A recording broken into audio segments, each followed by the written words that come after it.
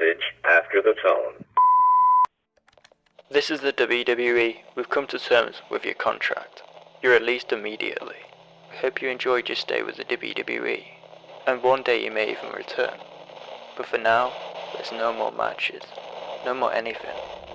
We wish you the best in your future endeavors.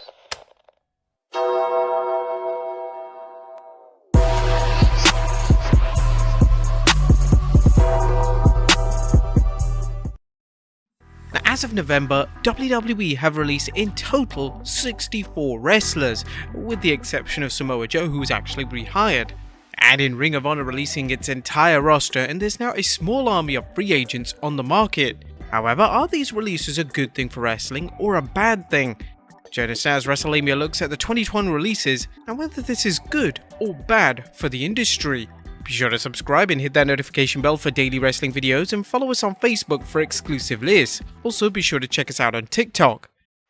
Now 2021 has been a wild ride for many wrestlers, as the WWE has released in total 64 wrestlers, quite a number of them main event material. Not since the demise of ECW and WCW in 2021 have fans seen a time when so many wrestlers found themselves out of work. But let's look at the pros and cons of each. First, we look at the pros as number 1, wrestlers can prove themselves. Now it's safe to say that many of the released wrestlers have not had many opportunities to shine in the WWE due to bad booking and or just not being used. This has already been seen with former WWE superstars Rusev and Aleister Black succeeding in AEW as Miro and Malachi Black.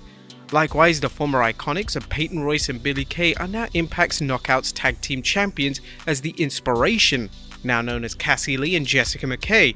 Rusev and Black quickly got over in AEW because they were consistently used and they were allowed to develop their own characters rather than wandering aimlessly as they did late in their WWE run. The Inspiration have quickly reminded fans why they're a fun women's tag team to watch, as opposed to the WWE where the team was abruptly split up, with both women fading away in the singles ranks.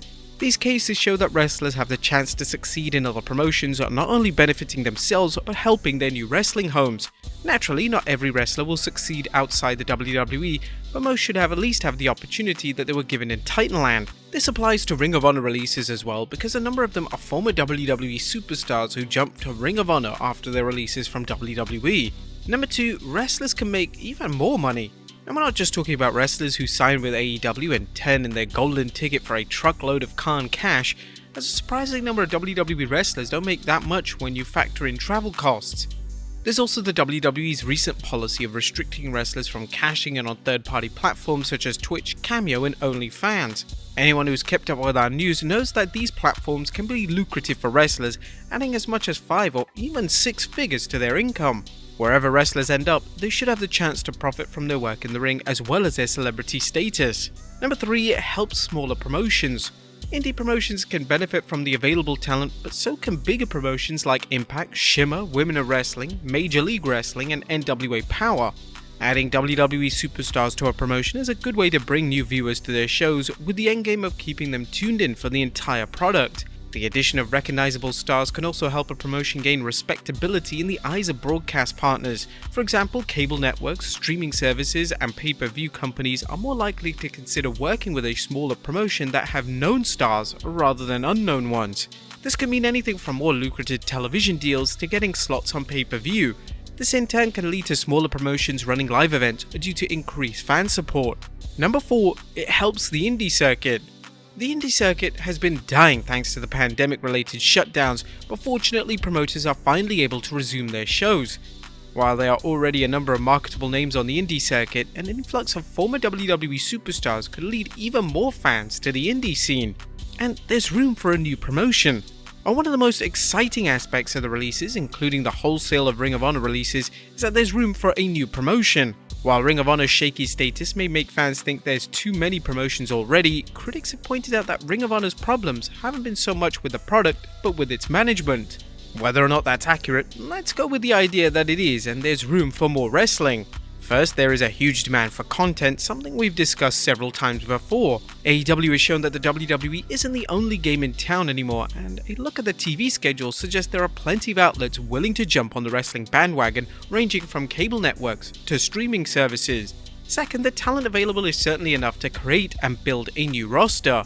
The current crop of free agents can build a solid roster of talent, and in some cases build a roster built to a particular audience, such as high flyers or hardcore wrestlers. A savvy promoter can create a product that incorporates the best of major companies like the WWE and AEW while appealing to fans of New Japan, Impact, and the indie circuit. In the long run, anyone interested in building a new promotion will have to understand the industry and find a way to build a roster without going on a spending spree with no idea of a wrestler's value or reputation. But that were the pros. What about the cons? As number one, it could hurt AEW.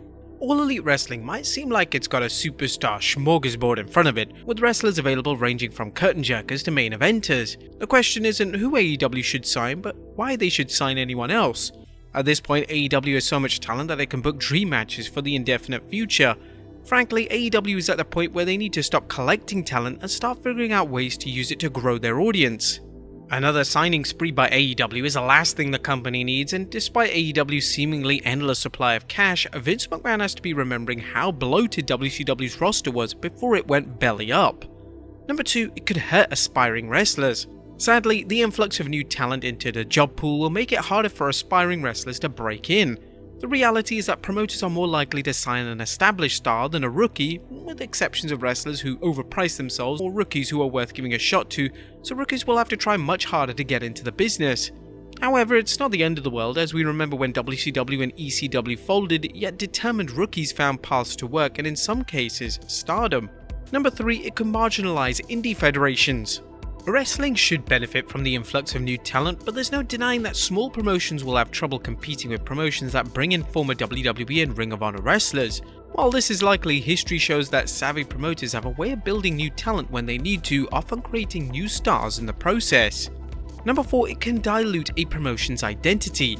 A handful of recognizable stars from WWE and Ring of Honor can bring new eyeballs to the show, but how will the fans feel if they feel their favorite promotion is being a watered down version of the WWE? That's a common complaint with some AEW fans who feel there are too many former WWE superstars in the company. Will a booker change what works for their promotion to fit the influx of new talent? Ultimately, a promoter will have to weigh the risks of losing existing fans over the likelihood of growing a big enough base to justify the change in direction.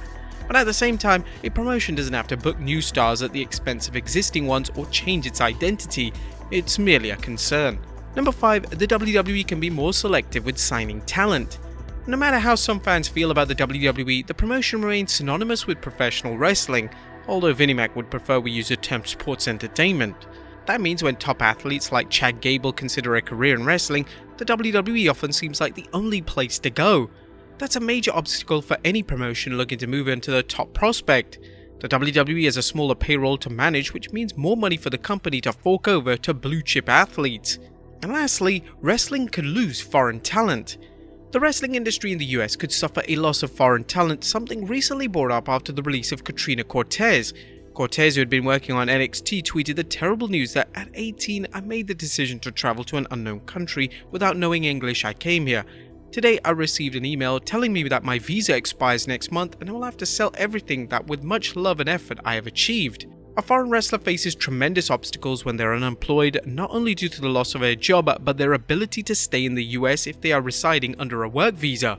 The case can be made that the WWE's releases have created an unstable situation for aspiring foreign wrestlers who may not want to risk signing with the company and dealing with the possibility of a short stay due to a sudden release.